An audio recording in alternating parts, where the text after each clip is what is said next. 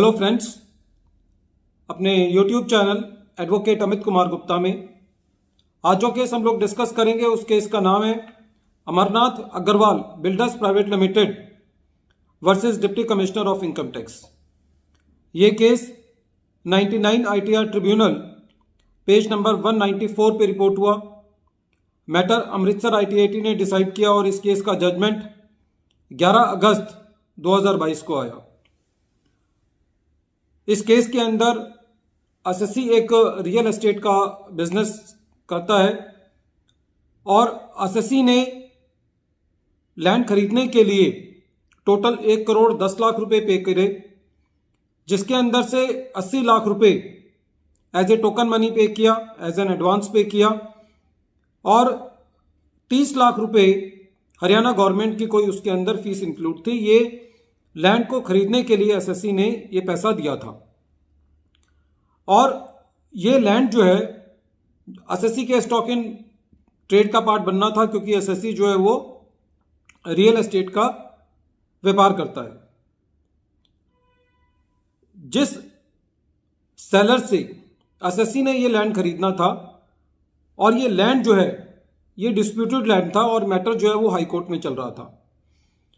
जब वो matter decide हुआ, हाई कोर्ट ने डिसाइड किया, तो वो सेलर के फेवर में डिसाइड नहीं हुआ और वो लैंड सेलर के पास से चली गई, जिसकी वजह से एसएससी ने जो सेलर को एडवांस दिया था वो पैसा बैड डेप्ट हो गया, वो पैसा एसएससी को नहीं मिला। एसएससी के पास और कोई ऑप्शन नहीं था। एसएससी ने जो 80 लाख रुपए एडवांस दिए थे सेलर को और जो 30 लाख रुपए हरियाणा गवर्नमेंट को फीस दी थी, वो एसएससी के लिए एक नुकसान साबित हुई। एसएससी ने अपनी प्रॉफिट एंड लॉस अकाउंट में इसको लॉस ऑफ द बिजनेस के नाम से दिखाया और जब एसएससी ने अपनी प्रॉफिट एंड लॉस अकाउंट बनाने के बाद अपनी इनकम टैक्स की रिटर्न फाइल करी तो इसको बैड डेप्ट का जो कॉलम होता है उसके अंदर दिखाया, क्योंकि लॉस ऑन बिजनेस का कोई अलग से पर्टिकुलर हेड नहीं होता। जब एसएससी की असेसमेंट चल रही थी तो इनकम टैक्स ऑफिसर साहब ने ये कहा कि ये अमाउंट जो है वो बैड डेप्ट के अंदर दिखाया गया है। ये बैड डेप्ट तो है नहीं, क्योंकि बैड डेप्ट तो वो होता है जो पहले डेट बना हो और फिर वो बैड हुआ हो। और असेसिंग ऑफिसर ने इस लॉस ऑफ द बिजनेस को एसएससी को डिसअलाउ कर दिया। एसएससी जो है वो सीआईटी अपील के पास गया और सीआईटी अपील ने भी असेसिंग ऑफिसर के ऑर्डर को अपील रखा।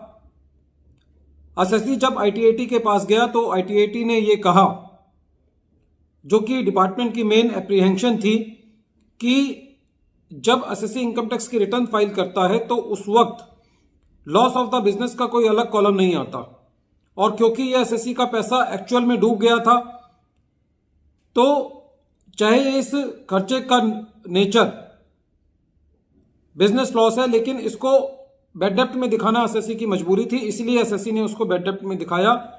खाली इस वजह से इस लॉस को एसएससी को डिनाई नहीं किया जा सकता और अमृतसर आईटीएटी ने एसएससी के फेवर में डिसाइड किया कि यदि एक रियल एस्टेट का कोई व्यापारी है और यदि वो कोई लैंड को खरीदने के लिए एडवांस पे करता है और वो प्रॉपर्टी की डील नहीं हो पाती, जिसकी वजह से एसएससी को वो पैसा एज ए लॉस अपनी बुक्स में राइट ऑफ करना पड़ता है, तो वो एसएससी को एज ए खर्चों के बतौर एज एन एक्सपेंस जो है वो अलाउ होगा।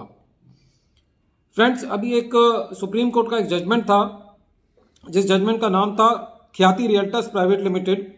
उसके अंदर एक बड़ा ह्यूज एंड क्राई था व्हाट्सएप ग्रुप्स पे और कि जो भी रियल एस्टेट की कंपनियां हैं वो यदि कोई एडवांस देती हैं और यदि वो एडवांस रिकवर नहीं होता तो एसएससी उसको बैड डेप्ट नहीं क्लेम कर सकता।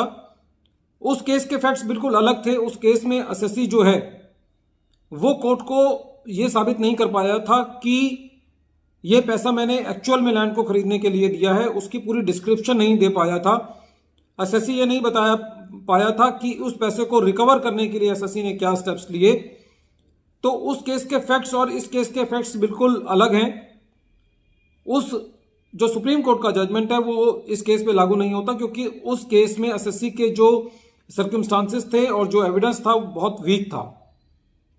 लेकिन इस केस के अंदर ITAT ने ये कहा कि यदि कोई रियल एस्टेट का व्यापारी है और यदि वो कोई लैंड या बिल्डिंग को खरीदने के लिए एडवांस देता है और वो एडवांस उसको रिकवर नहीं हो पाता या लैंड नहीं मिल पाती जिसकी वजह से SSC को नुकसान होता है, तो वो उसका खर्चा क्लेम कर सकता है।